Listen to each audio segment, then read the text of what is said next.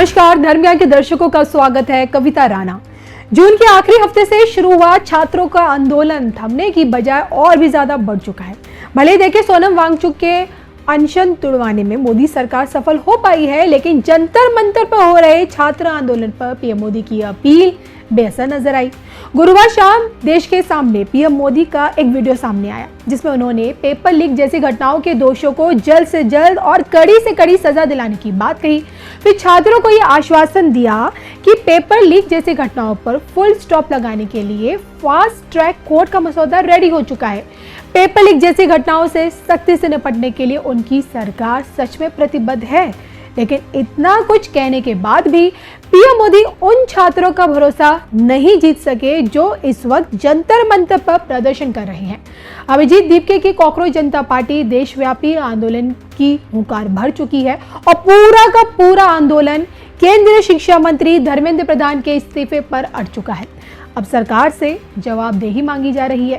अब जो कि देखिए, इस आंदोलन में तमाम विपक्षी पार्टियां भी कूद चुकी हैं। छात्रों के इस आंदोलन में विपक्ष के तेवर एकदम कड़े हैं और कांग्रेसी राहुल गांधी अपनी जुबानी बाड़ों में पीएम मोदी पर छात्रों का अपमान करने का इल्जाम भी लगा रहे हैं। सरकार से धर्मेंद्र प्रधान की बर्खास्ती से लेकर माफी मांगने की भी उन्होंने मांग की है और छात्रों को पीटने वालों को सजा दिए जाने का भी उन्होंने इसको लेकर मांग की है। हंगामा देखिए संसद के अंदर भी है और संसद के बाहर भी है। मतलब ये कि आंदोलन की इस आंच ने मोदी सरकार को झुलसाना शुरू कर दिया है। और इसमें सवाल ये उठता है कि संकट के इस घड़ी में पीएम मोदी का संकट मोचन कौन? इस एक सवाल का जवाब पूरी पेट शंकराचार्य के 60 साल पुराने वीडियो में भी मिल जाता है। जी हाँ, आपको जाकर हैरानी होगी कि परिस्थितियां जितनी भी विकट हो, शंकराचार्य जिसे मांगा गया आशीर्वाद पीएम मोदी की सदैव ढाल बनकर हमेशा काम करेगा। पीएम मोदी के संदर्भ में पूरी पीठ शंकराचार्य स्वामी निशिलानंद सरस्वती महाराज जी ने ऐसा क्या बोला है जिसमें उनके द्वारा दिए गए आशीर्वाद का जिक्र है।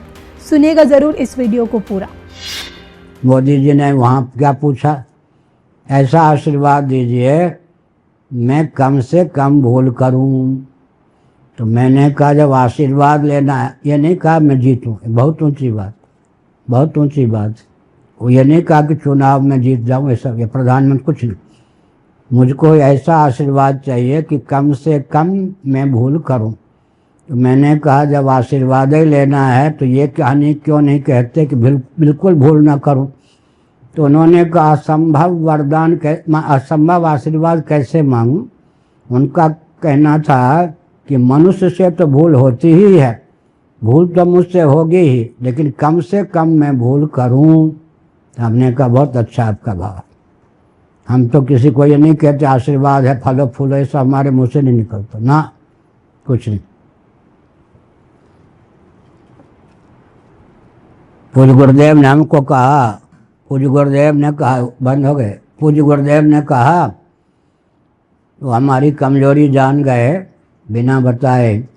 देखो एकांत में कहा जो कोई आवे अर्थार्थी व्यक्ति, अर्थार्थी माने कोई मंत्र बताइए अर्थ मिल जाए, कोई रोग है तो दूर हो जाए, उसकी उपेक्षा मत करना। क्योंकि सकाम व्यक्ति की उपेक्षा कर दोगे तो वो शास्त्रीय मार्ग पर कैसे चलेगा। और अपनी खुदाई मत बघाड़ना, मेरे आशीर्वाद से सब ठीक हो जाएगा बच्चा बचवा वो बोलते थे निर्वाह, बचवा सब ठीक हो जाएगा, ये भी नहीं। तो शास्त्र सम्मत उनको कोई छोटा सा वो अनुष्ठान बता दो। शास्त्रीय मार्ग पर चलने पर जब उनके कष्ट का निवारण होगा, धन की प्राप्ति हो जाएगी, तो निष्कामता परक जो वचन है शास्त्र में, उनके प्रति भी उनकी आस्था हो जाएगी। तब धीरे धीरे वो मोक्ष के मार्ग पर चले जाएंगे। तब से मैंने कोई कहता है कि महाराज दर्द है या ये है या बेटा है नहीं है, बेटी नहीं है, बहुत छोटा सा साधन में बताता हूँ। जय स्वामी कहते थे कि आप बहुत छोटा बताते।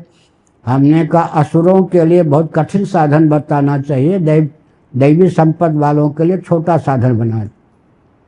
क्या बताया या नहीं? रावण को कितना बड़ा कांठ वांठ काट कर देना पड़ा।